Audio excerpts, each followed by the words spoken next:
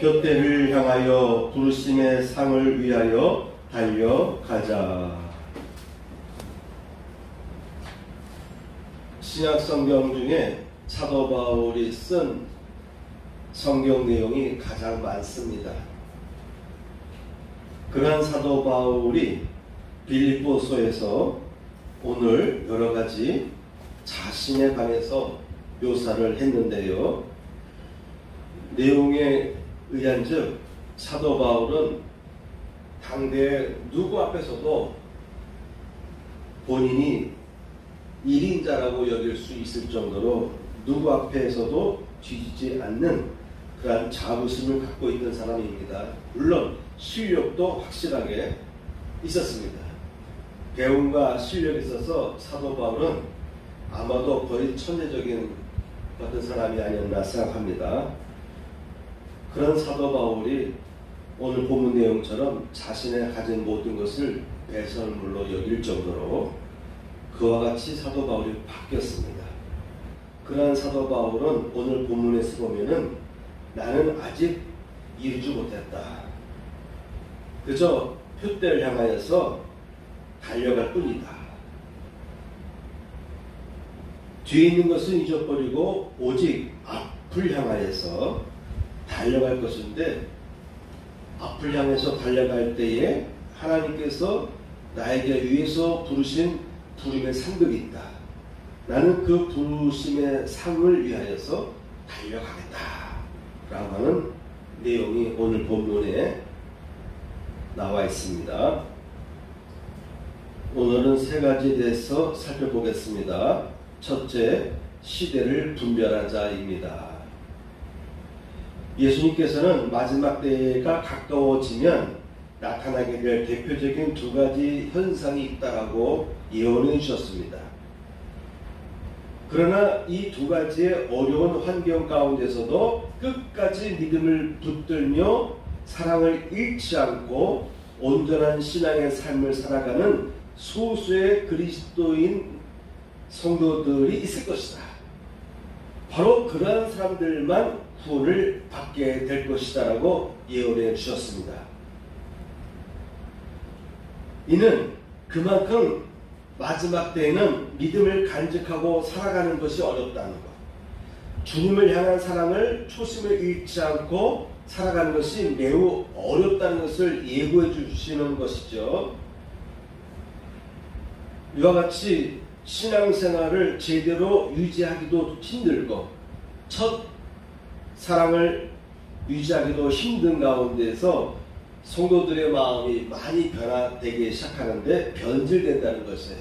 좋은 방향으로 사람의 마음이 움직여야 되고 성장해야 되는데, 움직여지고 성장해야 되는데 오히려 변질돼서 잘못된 방향으로 흘러갈 수 있는 그 어떤 사회적인 환경, 문화, 여러 가지 배경이 글로 사람들이 빠질 수밖에 없도록 형성된다라고 하는 것입니다.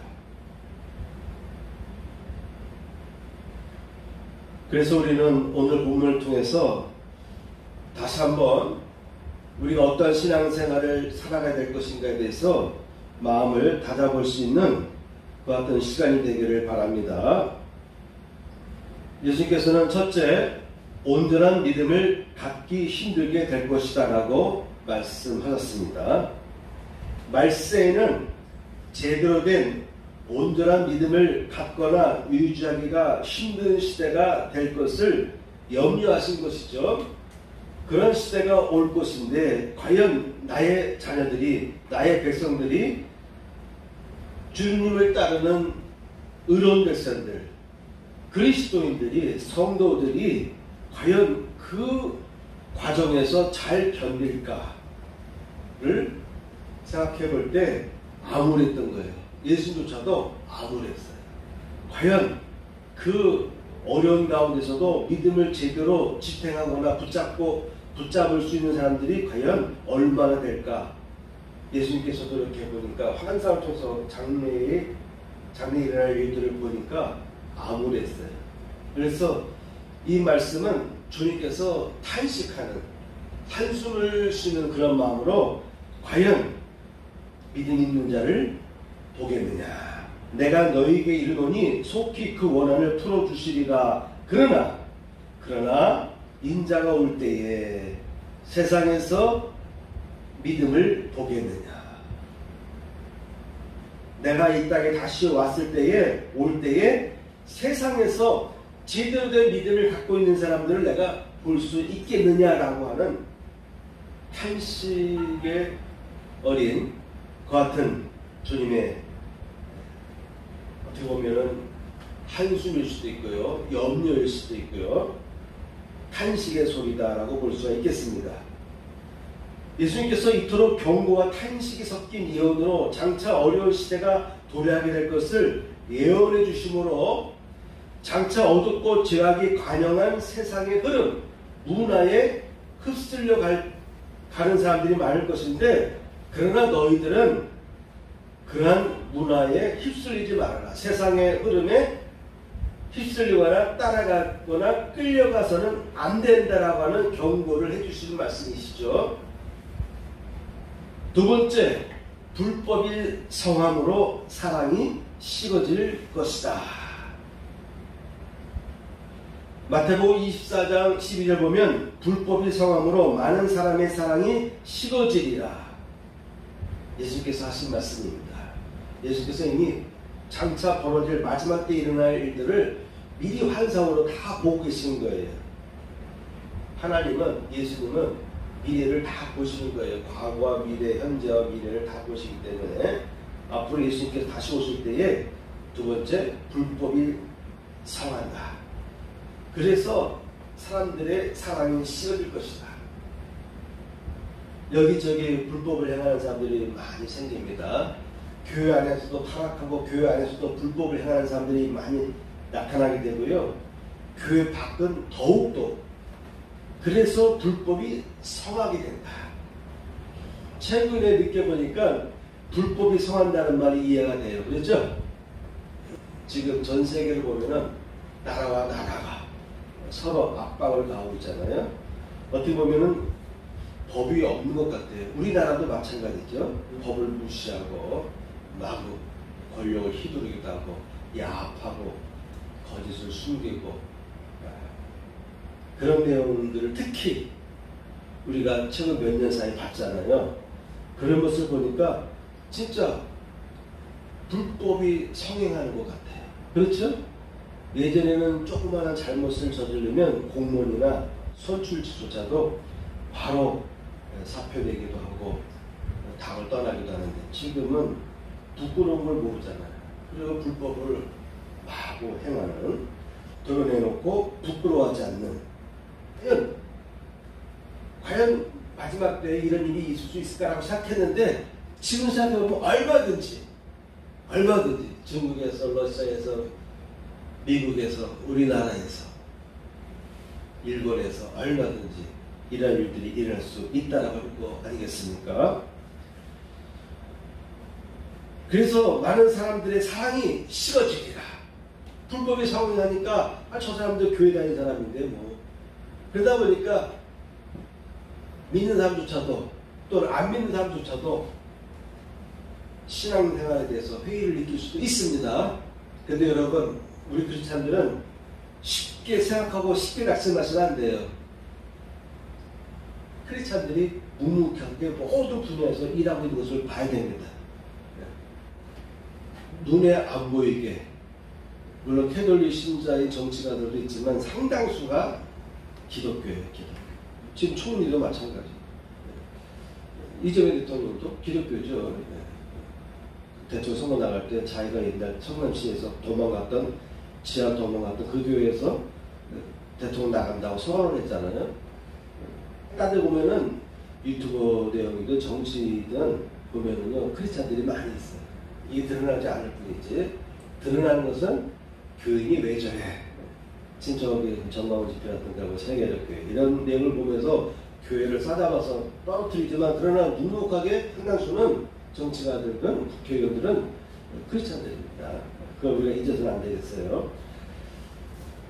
그래서 여러분, 실망하면 안 됩니다. 예수께서 말씀하셨어요. 불법이 성하기 때문에 많은 사람들의 사랑이 식어지리라. 이 말은 뭐예요? 쉬워져서는 안 된다. 그래도 너희는 끝까지 너희의 믿음을 붙잡고 이겨야 된다라는 그 같은 취지가 예수님의 약간 탄식 속에 담겨 있다라고 여러분 이해하시기 바랍니다. 여러분 교회에서 상처를 받기도 하고 실망을 당할 때도 있어요. 그래도 여러분 교회를 떠나지 않고 내가 교회를 늘 사모하고 교회를 위해서 기도할 수 있는 그런 중보 기도자가 되어야 됩니다. 그래서 우리 크리스찬들은 매일매일 나라를 위해서 기도해야 돼요. 교회가 타락하는 것을 위해서도 그렇지 않도록 기도하고 잘못돼가는 교회들, 목사님들, 교인들을 위해서도 중보 기도하셔야 됩니다. 깨어있는 사람들이 되어야 됩니다. 세 번째, 그래도 끝까지 견디는 자가 구원을 얻게 될 것이다 라고 말씀하셨어요. 그렇죠? 첫째, 둘째 내용을 보면 우리가 낙심할 수밖에 없어요. 희망이 없어요. 그런데 세 번째 마지막 가서 예수께서 말씀하시기를 그러나 했어요. 그러나 끝까지 견디는 자는 구원을 얻으리라. 이 말은 소수의 사람들 여전히 믿음에서 떠나지 않고 믿음이 변질되지 않고 세상과 환경은 자꾸 부정적으로 우리를 몰고 가지만 그럼에도 불구하고 첫사랑과 믿음을 계속 간직하고 오히려 더 강화시켜 나가는 성도들이 있다. 그 사람들, 끝까지 견디는 사람들은 구원을 얻게 될 것이다 라고 예수께서 희망적인 메시지를 세 번째에 전하신 것입니다. 요즘 이슬람권에서는 특히 이란, 불교와 힌두교권에서는 인도 그리고 네팔에서 기독교의 부흥이 급속도로 일어나고 있다고 합니다. 인도는 크리스찬들이 전 인구의 2%밖에 안 됐는데 4%까지 성장했다는 내용도 있고요. 특히 동북쪽, 인도가 지역이 크잖아요. 그런데 동쪽과 북쪽 방향 쪽에 있는 주들이 있어요. 우리나라로 말하면 충청부터 충청남도 이러듯이 인도에는 29개의 주가 있는데 제가 얼핏 살펴본 내용에 의하면 3개의 주가 기독교인이 85% 안팎을 이룬다고 그래요. 어떤 분은 90% 된다고 하기도 하고 어쨌든 80%에서 85%까지는 되는 그런 주가 하나의 동네가 아니라 한 주의 크리스찬들이 85%에 육박할 수 있는 그런 주들이 있다고 합니다. 그 중에 한 시를 보면은 주 안에 시가 있잖아요. 추천북도에 소주시가 있듯이 그 시의 경우를 보면은 주일날 모든 점포가 다 물을 내려요. 요즘엔 상가에 샷당 거의 없어요. 그죠? 다 이렇게 안유낙지되어 있고 시스템이 되어 있기 때문에 우리나라도 불과 20년 전에 보면 점포마다 다 샷당이 있었잖아요. 그죠? 평상시에 분주하던 그 상권 지역에 도심 지역에 주일날만 되면 문 하나 여는 데가 없어요. 아예 샷당까지 다 내려있고 전부 교회 가서 예배를 드리더라고요. 그런 데가 지금 인도에서 동북부 지역에 미즈람주인가 그 안에 있는 시 제가 주부에 써놨는데 아이자호라고 하는 시 보면은 주일날 문을 탁 닫고 예배 드린다는 거 아니겠습니까? 불과 10년 전만 해도요 10년 전, 20년 전만 해도 인도는 안 돼. 선교사가 아무리 가서 10년 있어도 20년 있어도 한 명 전도하기 힘들다라고 하는 이야기들이 자제했어요. 그런데 인도 전역에서도 기독교의 부흥이 조금씩 일어나고 있고요. 그리고 특히 동북부 지역에서는 엄청난 부흥이 일어나서 소문에 의하면은 세계에서 두 번째로 큰 교회가 인도에 있다 소리가 나올 정도로 인도에는 40만에 가까운 교회가 있을 정도로 아마도 한 교회에 40만 명 모이는 거 아니겠죠? 다 지교회에 있으니까 다 통합하면 그러겠죠? 근데 세계 두 번째 큰 교회가 인도에 있다라고 하는데 40만 가까이 된다고 하니 지금도 부흥은 저 이슬람권에서 그리고 인도와 힌두교에서 일어나고 있는데 특히 네팔 지역, 특히 네팔 지역에 보면은 한동안 기독교의 복음이 어느 정도 자유롭게 전파됐대요. 그런데 기독교의 복음이 네팔 지역에서 전파되면서 기독교인들이 늘어나다 보니까 기존 네팔 사람들 중에서 힌두교인들이 극단주의 힌두교주의가 일어나면서 법을 아예 바꿔가지고 법을 아예 세워서 개종을 못하게 하는 법을 만들어놨어요. 그래가지고 선교사뿐만 아니라 웬만해서는 선교사는 전도를 안 해도 자국민이 목회자가 돼서 전도하는 것은 허용되는데 네팔 지역은 자국민이 전도해도 불법이 돼요. 그래서 6개월 형을 받기도 하고 8개월 형을 받기도 하고 과연 직접 전도했느냐 안 했느냐 이거 가지고 재판받기도 하고 그래서 교도소 들락들락하는 현지 목회자들도 있을 정도. 그럼에도 불구하고 특히 네팔에서 보면은 기독교의 성장 속도가 힌두교나 불교나 다른 모든 이슬람이나 모든 종교 성장 속도에 비해서 제일 치고 올라가는 종교가 기독교입니다. 그러니까 테러도 생기게 되고 법을 정해서 아예 전도도 못하게 하는 개종시키게 하는 일을 하는 사람은 불법자로 돼서 6개월이든 8개월이든 1년이든 수감생활 하도록 이렇게 압박을 가하고 있음에도 불구하고 지금 네팔 지역에서 보면은 기독교가 제일 성장 속도가 높다. 그렇다고 해서 기독교들이 많이 찾아는 아니죠. 얼마 안 되는 기독교인율이 올라가고 있는 거예요. 근데 다른 종교에 비해서 제일 높이 치솟고 있다는 하는 것이죠.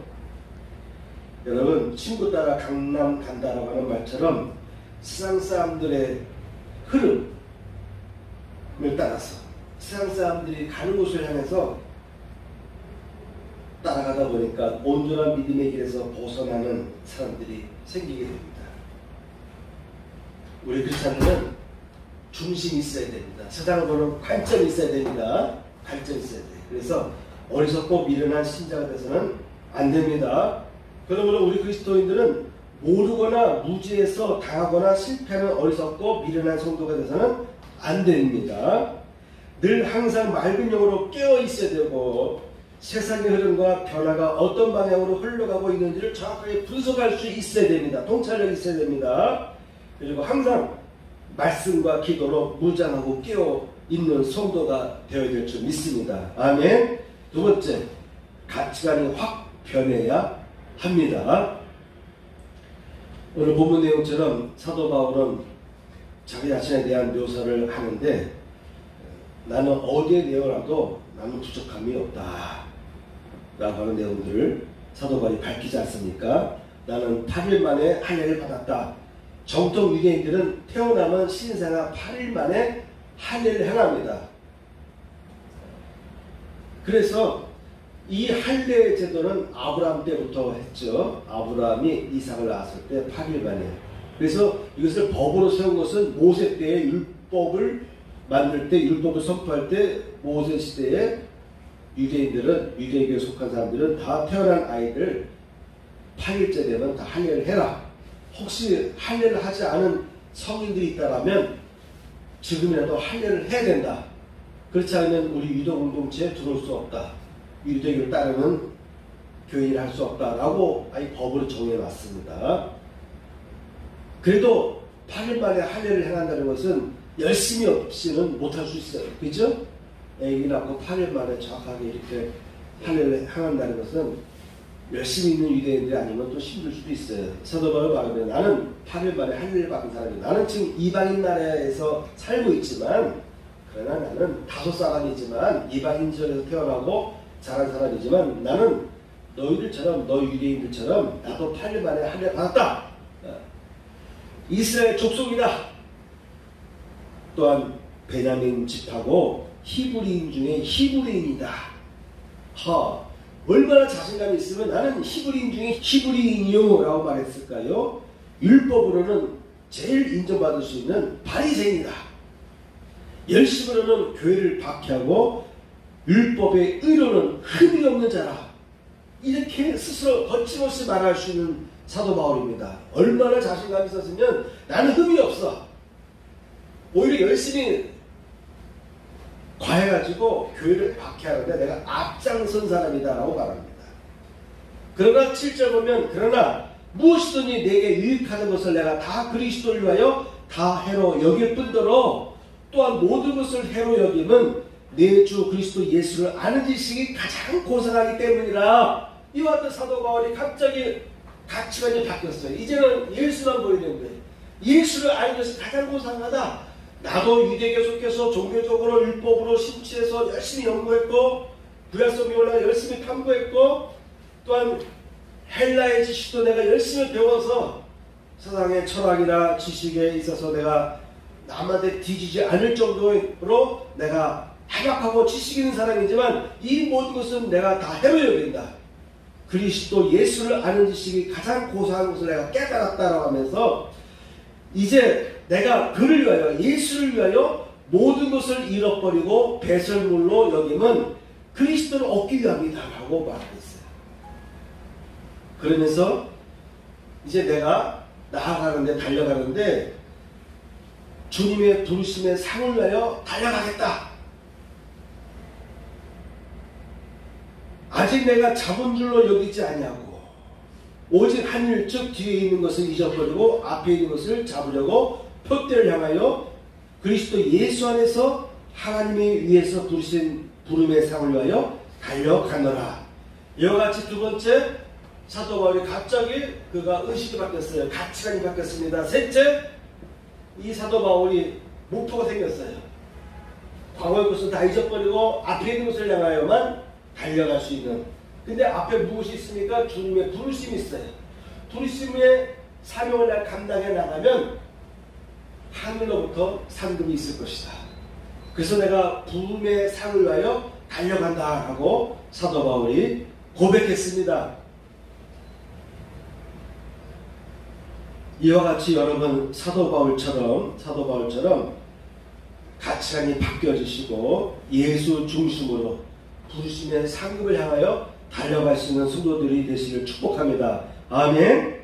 자, 마지막 결론입니다. 사도 바울 말처럼 유일 상급을 위하여 주님만 바라보고 주님께 헌신하는 자가 돼야지. 내가 권사가 되기 위해서 내가 장로가 되기 위해서 막 애를 쓰고 공부하는 거 그거 좋아요. 그건 열심히 없으면 교회가 유지 안 돼요. 그런데 우리가 더 중요한 건 뭡니까? 나의 부르심의 상을 위하여. 자, 여러분 집사입니까?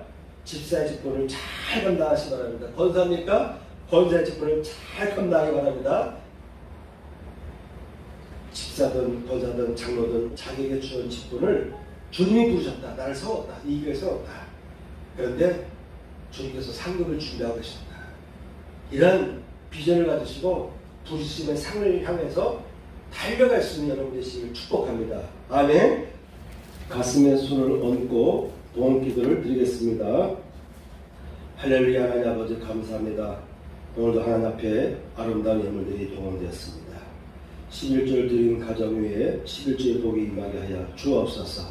감사물과 주일 예물을 흠양하여 주시며 오늘 참석한 모든 성도들 위해 하나님의 은혜가 부어지게 하여 주시옵소서.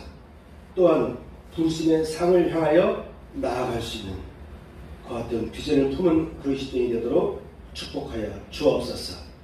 이제는 우리 구주 예수 그리스도의 은혜와 하나님 아버지의 극진하신 사랑과 성령님의 감동감한 역사하시니 이전에 참여한 성도들 위해 함께 하시기를 축복하옵나이다. 아멘.